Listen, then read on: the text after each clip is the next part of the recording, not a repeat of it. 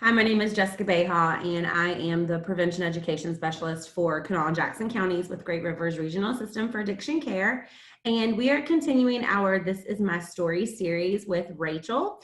Rachel actually came to us. She saw our information on online and was one of our community members who said, "Hey, I want to tell my story." And so we're looking forward to hearing Rachel's story this morning. And so, Rachel, we want to thank you for joining us. Rachel is out of Boone County, and so she is going to tell you a little bit of her story and what she does now. And so, Rachel, I'm going to go ahead and turn it over to you. Okay, so my name's Rachel, like she just said. I'm going to tell you a little bit about my childhood and everything. I want to try not to talk too much about all that. I tend to focus a lot on my past and childhood and everything, but I grew up in Logan County. I wasn't raised around drugs or alcohol or anything. I was raised in church.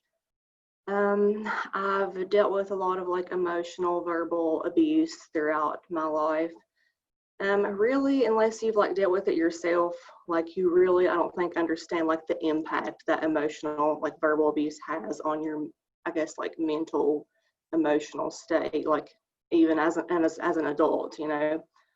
I started using in high school, just pain pills was the first thing. Well, pain pills and weed and alcohol really when I was 14. Just kept partying and stuff through high school.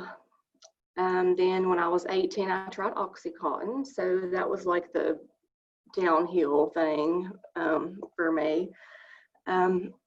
It just kept getting worse and worse. I tried about everything. Oxycontin, pain pills and stuff, was just the main addiction. So by the time I was 20, around 20, was when I was fully addicted. So it just kept getting worse, you know, the typical just keeps getting worse thing. I've done about everything, you know, that pretty much every addict does, you know, I've stolen from people, I've manipulated people, all of that kind of stuff that I'm not proud of. I went to a rehab facility in December 2011. I was there for 6 months and I came home and I was clean for 18 and a half months then, and I did really well. Then I relapsed in 2013. I got even worse. You know how they say every time you I feel like every time you do good and then relapse, you get even worse. It's true. I feel like, yeah, so then I started using IV. That was something that, I said I would never do. It seems like everything I said I would never do, I did everything. But I used to think that people who used IV were gross, or I didn't want to be around people that used IV. I thought it was disgusting, you know.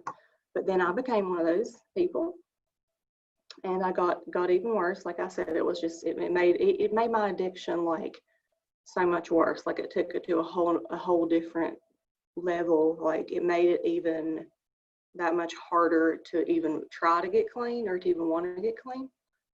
So that lasted for, that was in 2013. So then around November of 2014, I started to get sick. Long story short, I was septic. It was from a urosepsis though, but I had an infection in my heart from a needle, from a dirty needle. I had endocarditis. I was in a hospital for 45 days and I had 3 strokes. I had to have open heart surgery to have my valve replaced. I had my gallbladder removed. The sepsis was it had diseased it and it was shutting down my body. My kidneys failed. I had to have dialysis for a while because they wasn't working anymore. Thankfully they started working again, but and I mean, I had to have help like walking again and everything. Like when I went home, like it was a really bad time. They gave me pain medication the whole time I was in there. I mean, I'm not really saying that's an excuse. So like it just kind of made it harder. Like when I went home and then ran out of them. So I didn't do very well when I ran out of them. And I know it's hard for people to believe, especially if they are not addicts, that I got back on drugs again after all that happened. I know people, like I said, that have not been there say, like, seriously, how could you do that after you just almost died?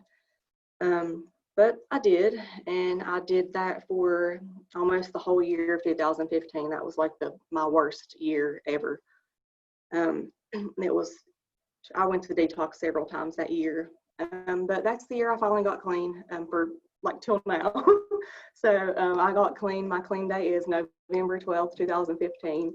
So I've been clean since then. Yay. So now I'm a peer recovery support specialist, like / recovery coach for the Southwestern Regional Day Report Center. There's 4 offices in Boone County, Lincoln County, Logan County, and Mingo County. I work out of the one in Boone County, which I live in Boone County now, so that's like perfect. But I kind of feel like this is where I'm meant to be. I know when I started working at the post office because thankfully I don't know how, like I didn't ever end up with a felony because I've done plenty of things that could have landed me a felony. Like I mean, I've been in jail before for like not a very long period of time, but so I worked for the post office for almost 3 years, and then I quit there. A lot of people thought I was crazy. They was like, oh, you make good money and all this. I was like, I don't really care about that part right now. Like, I just want to help people. I feel like that's like what I'm meant to do. I'm alive for a reason. So I did one recovery coach type job. I didn't do that one for very long. And then I went to, took a class at Southern, and then I started this job. And I kind of feel like, I just feel like this is where I'm meant to be. I feel like this is what I should be doing. It just feels right. Like when I started this, like actually I started this like right around when the coronavirus quarantine happened actually. So like it's been kind of nuts, like, but it still feels right. Like, and I've started back to school too, which it's online because of the corona, but it's summer classes. So I don't know. I want to help people. I want to do anything I can to help people. But so that's where I'm at now. I mean, I still struggle with like mental health type things sometimes. Definitely not perfect. Like it's still hard for sure. Like sometimes, but I've made it, and I do. I feel like I'm where I'm supposed to be, and I just want to help people. So that's about it. Awesome. Rachel, I have one question for you. What would you say that recovery has given you?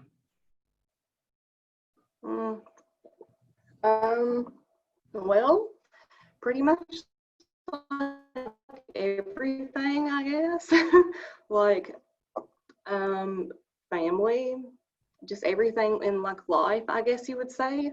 I mean, like before, I didn't ever spend time with family. Like I was always gone. Like I didn't even live with them really. I would just live wherever. Like I didn't want to be around them or I like to spend time with them, like go to like family events, like all that kind of stuff. And I enjoy being around my family, and that's fun. I get to do other things that I enjoy, like that I didn't. I mean, I always like still like enjoyed those things. Like I knew like then that I enjoyed those kind of things when I was on drugs. Like I would never like take part in them or whatever. Like I've always been a really big car enthusiast. And so like when I was on drugs, like I never really did anything that, like that like I never really went to car shows or did anything like that really. Like and like a job, you know, like I wasn't a functioning addict, so I never had a job. And then, like, you know, you meet people at your work, your coworkers or people that come in, and the people I work with are awesome. That's another thing where I feel like I'm where I'm supposed to be, because like everyone I work with is so awesome, and like everyone here like wants to help people too, and it's awesome. Like I love it. Like I feel like that it's just where I'm supposed to be, because they all want to help people too, and like they don't judge me because of my past or anything, and because they want to help people too. So, gosh, I don't know, like everything, I guess. I don't know like one specific word like to say really, like. I love it. Everything is a great one. I like that. Well, Yeah. Rachel, I want to thank you so much for sharing your story with us and for reaching out to us and letting us know that you wanted to share. And so I look forward to sharing your story. And so we just ask that if you or someone you know would like to share your story with our Great Rivers community, then please reach out to us. Reach out to us on our Great Rivers Facebook page. Or maybe you want to get in contact with Rachel and you have some questions for her. Feel free to reach out to her. Cool. Awesome. Perfect. So feel free. I can't talk. Feel free to reach out to her, or if you can't get a hold of her directly, you can always reach out to Great Rivers and we can put you in contact with Rachel. And again, we just want to say thank you so much for telling your story this morning. No, thank you for letting me. That's totally cool. Thanks.